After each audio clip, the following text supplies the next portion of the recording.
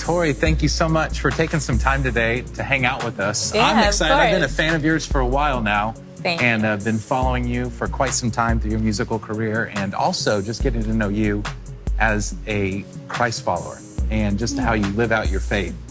We know you so much for your music and your musical career. Yeah. What is something to you that stands out as like a really memorable moment for you just throughout your career? There's a few. In 2015, when I put out my very first album, I always go back to that moment because my dream wasn't necessarily to be like a big star or like be famous. It was literally just to put out music and perform on stage. That was a huge moment for me. I felt like a little kid again. But I also think of stuff like getting to do this animated movie, Sing. I would have never thought that would happen. And it was just the perfect role. Everything about it was perfect. And it was a dream come true. We know that you love Jesus. I do. You've grown up in the church, you said. Yeah. Tell me a little bit about that. How does your faith shape who you are and what you do?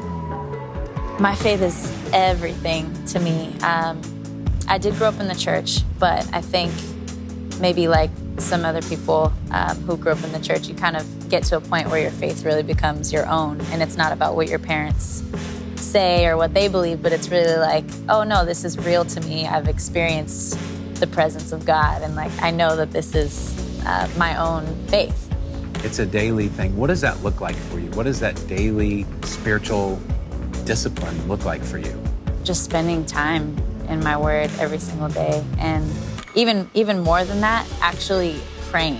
I think both of those things coupled together, because I used to be, just, okay, I gotta wake up and I gotta read, and I would just read and then like go about my day, which I think is fine, but I think we have to be intentional about just sitting down with God, and He loves that. Like He wants to spend time with us. I'm sure there's a lot of people that may have not even considered reading the Bible. What would you say to someone just even to consider reading the Bible?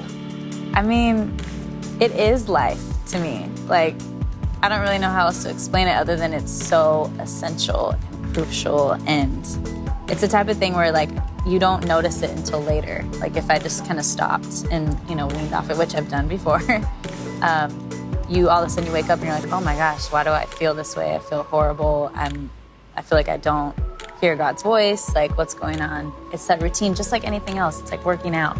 It's like I'm not gonna see a change after one day, maybe not even after a week, but like after a while you keep at it. It's like, oh, the hope is that like your friends will start to notice something different. Like, oh, what's going on? How has the Bible app maybe enhanced or changed how you read Scripture? It's changed it a lot, actually. There's been a lot of times where I'm just on the go. I have to, wake up, get out of the house, really scrambled, and I can be in the car on my way to wherever, doing a radio interview or whatever. I have these little pockets of time in the car sometimes, and it's perfect just to open up the app and start reading. I know as I look on and just seeing you and your career and your life, I love your music, but what I love more than anything is your heart and how you live out your faith. So thank you so much for that, and thank you for your time. I really appreciate it. Thank you.